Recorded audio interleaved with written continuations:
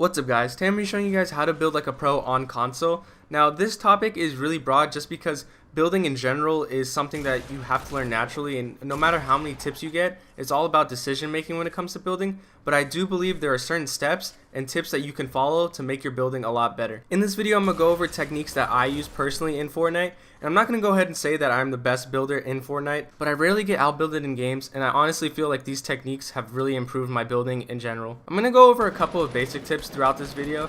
This is just because I feel like there's a pretty big skill gap when it comes to building, and I feel like a lot of new players usually search up these types of videos. So with that being said, the first and one of the most important tips is to switch to Builder Pro if you haven't done so already.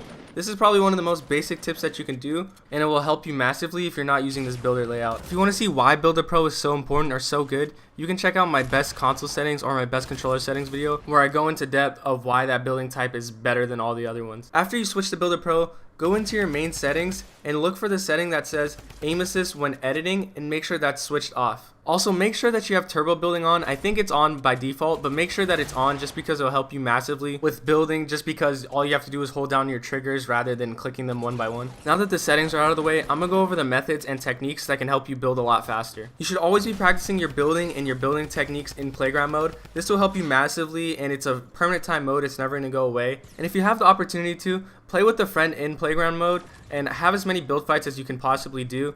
This will help you a lot too, but I'll go into more detail into it later in the video. The first technique, and one of the most basic techniques, is how to build a basic 1x1. You can see me showing you guys how to do it on the screen right now. All you have to do is spin in a circle and hold down your R2 trigger, and then put down a ramp with L2 when you're done finishing the little square. And you'll see me speed up just to show you the 1x1 in full motion. As you saw, that was the basic 1x1. My version of it, I like to put a floor piece down just because I feel like it's really hard to mess up when there's a floor piece down. It's just a habit of mine. You could do it the other way or do it this way, but for me, this is the more comfortable method. The next technique is ramp rushing. Ramp rushing is really based on the scenario that you're put in. You're going to want to use different types of ramp rushing depending on what position that you're in and what type of enemies you're versing. The most basic form of ramp rushing, other than just using your ramps by themselves, is the ramp wall method. For this method, all you're going to be doing is placing down a ramp and then placing down a wall right after. So the button combination is just L2 and then R2 when you move a little bit up your ramp. Ramp wall is probably the most common method that you're going to be using, but there are slightly more complicated versions, but I only end up using 2 of these methods. The next type of ramp rush that I do is slightly more complicated. This one, you're going to be doing a floor, wall, then ramp. I only really use this type of ramp rush when there's a lot of enemies or the enemies are directly below me. The button combination for this would be to just place a normal ramp down, then R1, R2, and then L2.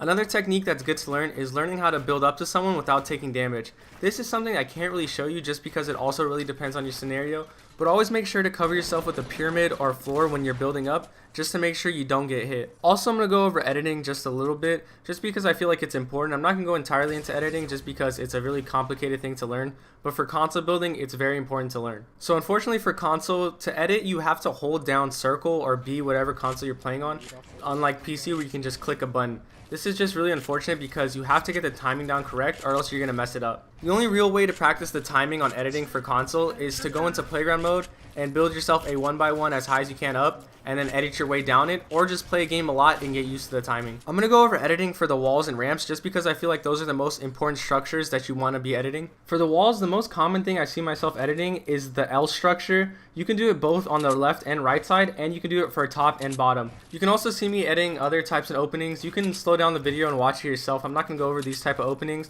but these are also just as important. Also, make sure you know how to reset your editing option. You do this by right clicking on the thumbstick and then pressing circle to confirm it. The next thing is ramps, and you're not just going to want to know how to edit it, but also know how to rotate your ramps. The only 2 edits that are really important for ramps is to make sure that you know how to edit them each to one side. By that I just mean making them skinnier. To do this, what you have to do is grab a square and drag it forward.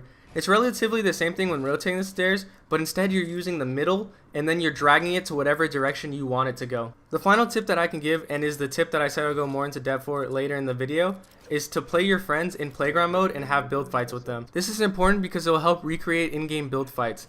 Obviously, this is going to be a little bit more exaggerated than fighting an actual enemy, but it will most certainly benefit your building. When 1v1ing your friends in playground mode, make sure you guys have the same amount of health, the same types of weapons, and the same amount of materials in the 1v1. The last piece of advice I can give for building It's just to make sure that you're consistent at what you do. Like I said, building is not something that can be completely taught. It all depends on your decision making and what you decide to build. You have to make sure that when you're put in certain scenarios that you can handle yourself and you don't panic build. Being a good console builder or a good builder in general doesn't come from being the fastest builder, but being an effective builder. This is also somewhat the reason I didn't cover sensitivity in my video. Outside practicing, the only other way you can get better building on console is to watch other top tier console players build and try to copy or follow some of the techniques that they use. I try to show some of those techniques and methods that I use to help me become a good console builder and will hopefully help you too. If you enjoyed the video, please leave a like and